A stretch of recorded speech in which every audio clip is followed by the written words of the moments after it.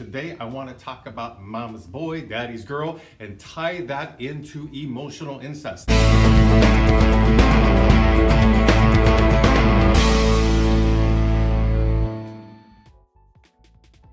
I've done quite a few videos on emotional incest. I'm going to give you one link right here, right now, that you can click on if you want to learn more about emotional incest broadly. Today I'm going to speak more narrowly about growing up as a mama's boy or a daddy's girl and how that can be kind of cute and exciting maybe to a point. But what is that point? Where do you draw a line and say, this is now becoming emotional incest?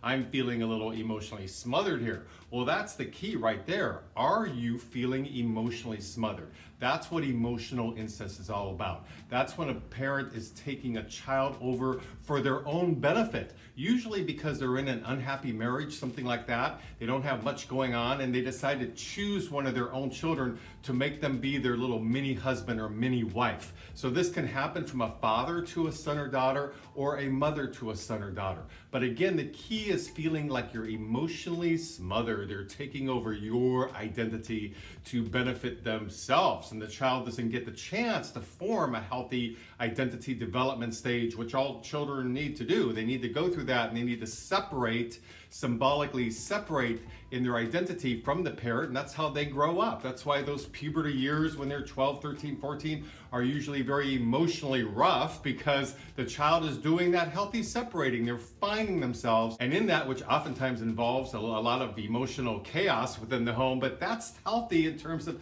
the child is finding their path. So if you're a mama's boy or a daddy's girl, ask yourself, is it just cute, or is it something where they've crossed this line and they're taking you over for their benefit? Is it hurting your other siblings? That's a good question to ask yourself. Are your siblings jealous of you? Are you being treated like a prince or princess and they're not? Well, that's crossing a line. Now the mama's boy part or the daddy's girl is leaving cutesy stage and going into an area where you may pay a price your whole life in terms of your emotional development. Now for me, I know I was raised as a mama's boy. Well, not healthy at all. My mom would bring me around with her like I was some type of adult friend with her, which I wasn't. I was a child growing up and boundaries were crossed. And unhealthy boundaries were now cemented in stone because she was getting away with it. And the other parent, in this case my father, because reminder, it can come from either parent, but the other parent that's not being the perpetrator needs to step in if they see that happening and say, whoa, what's going on here? We need to talk. We need to put some healthy boundaries up here. We need to look at our marriage. You need to put it into adult terms if it's happening so the adult can work on it and not take out their unhappiness and frustrations on a child. So for a mama's boy, if you're just getting an extra kiss sometimes or getting an extra cookie, or your mom lets you stay up a little bit later occasionally, that's okay. You're a mama's boy.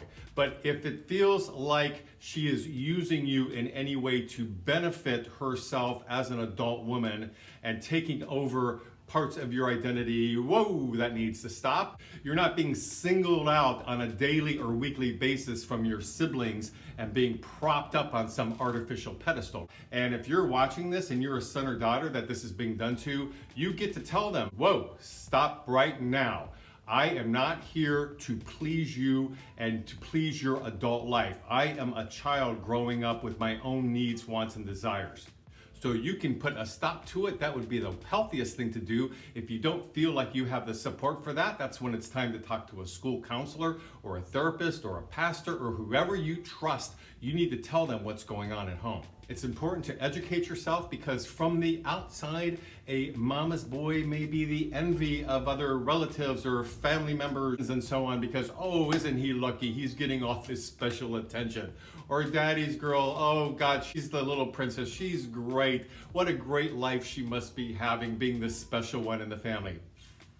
No, no, no, no, no. Creates a lot of problems in terms of a child feeling like they have to be there and pay attention to and mirror back to the parent what they want, their needs, and focus on the parent's issues in their life in terms of you have to be there listening and hearing all of their adult problems quite often, therefore minimizing what you're all about, and the focus goes on the parent and their adult issues. So if that's happening, that is a sign of emotional incest.